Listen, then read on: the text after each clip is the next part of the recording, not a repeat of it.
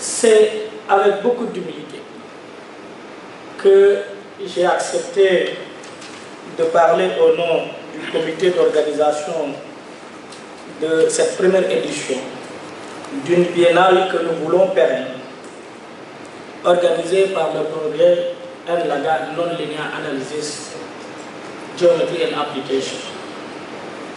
Alors, je vais commencer par remercier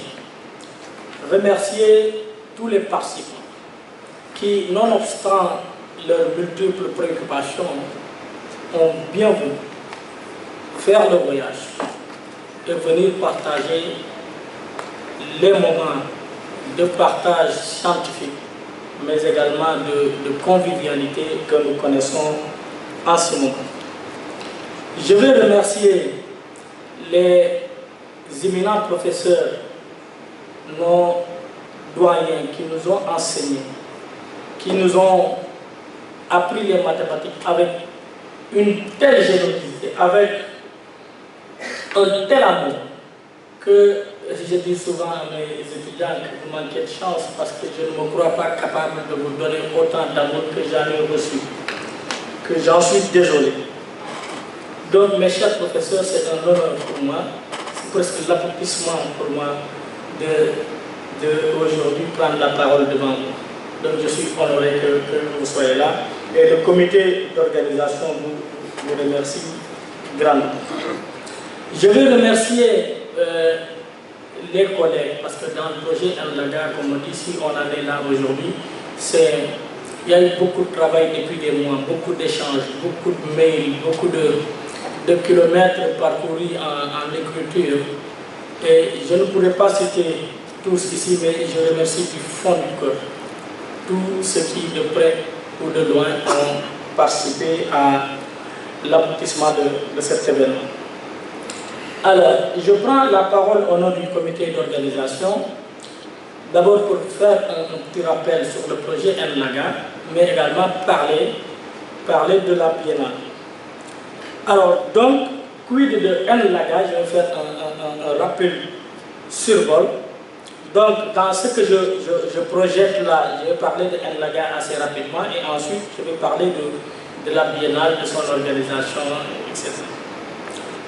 Alors, NLAGA est né de la volonté d'un petit groupe d'individus qui voulaient créer les conditions, un environnement de travail. Un environnement de travail agréable, mais qui permette l'épanouissement des mathématiciens, des chercheurs que nous souhaitons devenir, des chercheurs que nous souhaitons être. Alors, l'objectif, c'est de consolider et de développer en Afrique de l'Ouest et du Centre, et peut-être que maintenant, les ambitions, en tout cas à la base, c'était ça. Mais très rapidement, c'est monté crescendo. Maintenant, c'est de développer simplement les maths en Afrique et de faire de très très belles mathématiques. Alors, faire des recherches de haute qualité, mais en adéquation avec les besoins au quotidien de nos pays, de nos populations. Et ça, c'est une préoccupation majeure du projet NLAGA. Donc, si bien que dans la phase actuelle du projet NLAGA, il est prévu une phase vraiment où on développe des applications. On a encore quelques difficultés à mettre en place tout le matériel qu'il faut pour faire l'ingénierie pour aller vers ça, mais on y travaille d'arrache-pied et ce n'est pas les compétences qui manquent, on a des gens très très compétents pour le faire. Alors, à terme, l'idée c'est carrément de fonder une école, une philosophie, une pensée, donc dans le domaine de l'analyse non linéaire et de la géométrie, qui est le domaine que nous avons choisi d'embrasser dans le cadre de nos recherches. Alors, les membres du projet, on les retrouve à peu près bien répartis dans l'Afrique de l'Ouest et du Centre. Alors, en Afrique de l'Ouest, je vais commencer par le magnifique pays qu'est le Bénin. Ensuite, nous avons le Burkina. Bon, le Bénin, ça tombe bien. J'aime bien le Bénin. le Bénin m'a formé. Et en plus, dans l'ordre alphabétique, ils sont premiers. Alors d'ailleurs, au Bénin, on raconte une histoire. C'est qu'après la dévaluation, donc à la dévaluation, les chefs d'État devaient signer. Et le président béninois a été le premier à signer. Parce que justement, c'est l'ordre alphabétique qui avait été suivi. Quand il est rentré chez lui, tout le monde l'a attaqué pour dire que tu es le plus poltron, c'est toi qui es le premier à signer. Il a répondu que si vous ne voulez pas être les premiers à signer, il fallait vous appeler Zénin. Donc, après le Bénin, donc, on a le Burkina Faso, qui est un pays frère.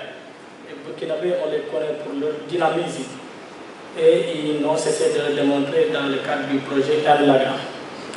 Nous avons les Ivoiriens qui sont aussi très très cool, qui sont là. Et il y a le professeur Abdou Kablan Jérôme qui m'a raconté de très belles histoires là.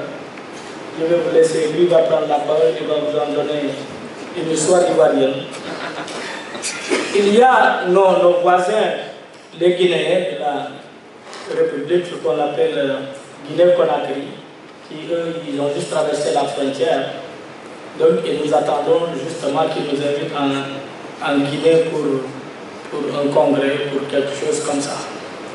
Il y a le Mali qui est également un pays frère. Ça ne coûte pas cher d'y aller, donc nous attendons également que dans le cadre du projet Erlaga, qu'une manifestation s'organise là-bas, et pourquoi pas on viendra par le train peut-être, on ne sait pas. Le Niger, c'est un peu plus loin, mais ils sont assez dynamiques, ils sont des Sahéliens comme nous, ils sont dynamiques là-dedans. Et j'ai mes autres frères togolais qui ne sont pas très loin du Bénin, que j'aime bien également. Et bien évidemment, en Afrique de l'Ouest, on a le pays, le Sénégal, qui abrite le projet lui-même. En Afrique centrale, on a le Cameroun, on a le Gabon et le Congo-Brazzaville. Alors, le projet Erlaga, ce genre de projet, il faut de l'argent. Et on a un bienfaiteur, c'est la Fondation Simons. La Fondation Simons a financé la première phase du projet Erlaga à hauteur de 400 000 $. 400 000 $, il faut faire multiplier à peu près par 450 pour avoir en francs CFA. Et cette première phase va de 2012, c'est vrai qu'on a acquis le financement en 2012, mais je pense qu'on a démarré en 2013. Et puis la deuxième phase part de 2018 à 2023 et le financement est de 450 000 $. Alors, dans le projet, on a deux axes principaux. Les deux axes, on peut les retrouver même dans la dénomination même du projet Erlaga. Il y a l'analyse non linéaire de ces applications, dans lesquelles, en tout cas, en ce qui concerne la deuxième phase, on a 4 tâches. La première tâche, c'est l'analyse géométrique des formes optimales. La deuxième phase, c'est les EDP et théorie du contrôle. Alors, les EDP, comme je dis, il faudrait qu'on fasse des conférences grand public des fois, parce que vous voyez, les équations différentielles, c'est extrêmement important. Et au Sénégal, on a un sérieux problème, le problème des régions côtières, on connaît dans le nord du pays. Et en fait, moi, je dis que c'est un problème d'EDP en fait. C'est un problème d'équation dérivée partielle. Donc si on veut régler ce problème, il faut commencer par faire des EDP, après on verra comment implémenter les solutions sur le terrain. C'est absolument possible, on a les compétences pour faire ces études-là dans le projet Erlaga, et globalement au Sénégal, on a les compétences des gens qui font de très bonnes EDP, qui savent faire ces études-là. La tâche 3, c'est optimisation et analyse géométrique, et la tâche 4, c'est la modélisation. Ça, c'est, disons, on a mis dans le titre les problèmes liés au monde réel, parce que voilà, il faut aller vers des applications, parce qu'on nous reproche très souvent, nous autres mathématiciens, à quoi ça sert les maths pour résoudre des équations, on ne sait pas. Mais on ne nous confie pas non plus des problèmes de la vie à résoudre parce qu'on préfère acheter des solutions toutes faites. Alors, en géométrie, on a deux tâches. Une tâche qui parle des structures géométriques et de la dynamique. Ensuite, une tâche qui parle de la géométrie algébrique réelle et complexe. Alors, dans le cadre du projet NLAGA, l'objectif c'est d'avoir 35 thèses, de former 35 thèses jusqu'en 2023.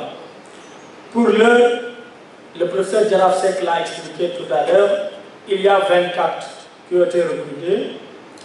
Et dans le cadre du projet actuel, de la phase actuelle, il y a 4 qui ont été recrutés, 4 qui ont été déjà sélectionnés et qui ont commencé les travaux.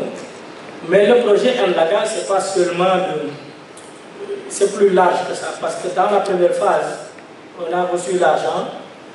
Le professeur Jaraf Seck a distribué l'argent aux étudiants. Il a donné des bourses. Et puis ça est resté là.